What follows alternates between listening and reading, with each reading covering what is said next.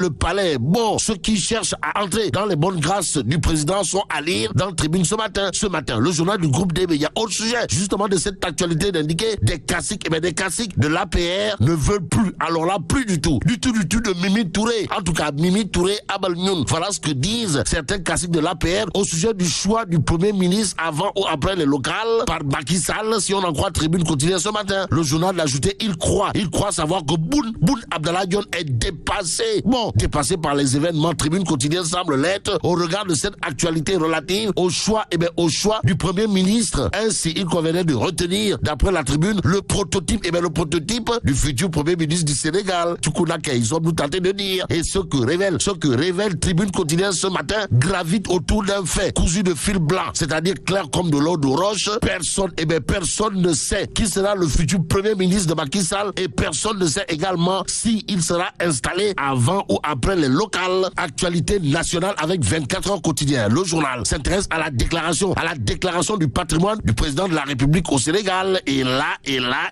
il s'agit d'un coup d'épée dans l'eau. D'après 24 heures quotidien, le journal de renseigner entre son arrivée et son départ du pouvoir, tout rend presque inaudible, pour ne pas dire invisible, les éléments du régime de déclaration du président de la République et ce que rend public.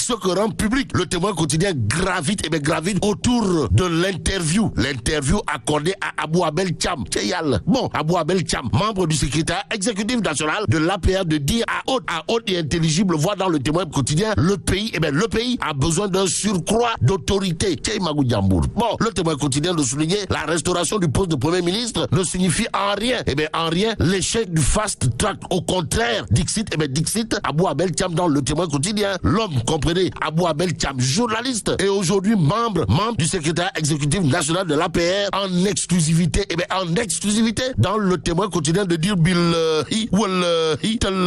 l'opposition veut nous soumettre à une dictature de la minorité. Si on l'accepte, ce serait le chaos. Que retenir d'autre? De la sortie au vitriol, pour ne pas dire de la sortie magistrale, voire monumentale, de Abou Abel Thiam, membre du secrétariat exécutif national de l'APR, dans le Témoin quotidien ce matin. Sinon, ce que dit l'homme à haute et intelligible voix, comprenez, les directives du président de la République ne sont pas appliquées de façon rigoureuse par son gouvernement. Oui. Et comme il est dit Kongol Kondiam, Abou Abel Thiam, toujours dans le Témoin quotidien, de renseigner le nouveau type de Sénégalais qu'il voit, c'est un citoyen incivique, injurieux, violent et non travailleur. Travailler au corps, monsieur le directeur général de la SNR, voilà ce que fait l'As quotidien ce matin. Le journal à sa une semble dire whoop satchey. Pourquoi? Pour parler de grosses accusations.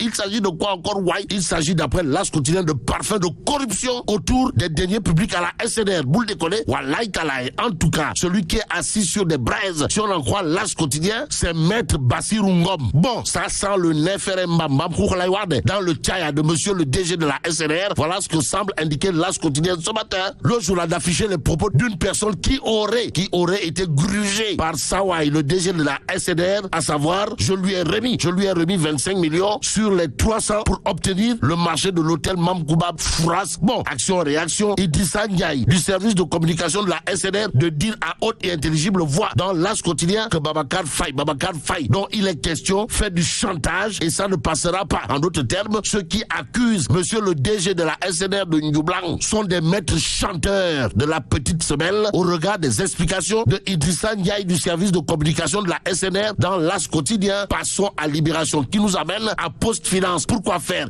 Pour nous plonger au cœur d'un pillage à huis clos. En tout cas, retenons d'après cette histoire de pillage à huis clos à la Post Finance que l'argent destiné aux retraités prêté à des tierces. Ce qui explique les multiples retards notés dans le paiement des pensions. Vous le déconnez? Wallahi talaï. En attendant de savoir si oui ou non l'argent des retraités a été tout simplement et tout bonnement volé, retenons l'information de 24 heures qui revient pour nous parler du paiement des bourses familiales à Diourbel. Ainsi, il convenait de retenir, d'après 24 heures quotidien, que là aussi, c'est une mafia qui a été installée par des agents de la Poste. Bon, conséquence des conséquences, les retraités ne peuvent pas être payés et l'argent des bourses familiales au niveau de Diourbel ne peut pas être décaissé à cause de cette mafia indexée au sein de Post Finance.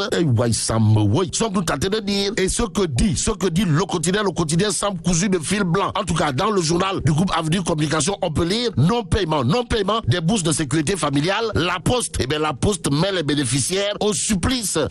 En attendant, la grosse bizarrerie, la grosse bizarrerie de ce matin est à lire dans le Sud Quotidien. Le journal titre cherté de facture, accès à l'eau et à l'assainissement, diagnostic du mal. Et là, celui qui a tapé du poing sur la table tout en dénonçant la cherté des factures, c'est Pape Sagna Mbaye,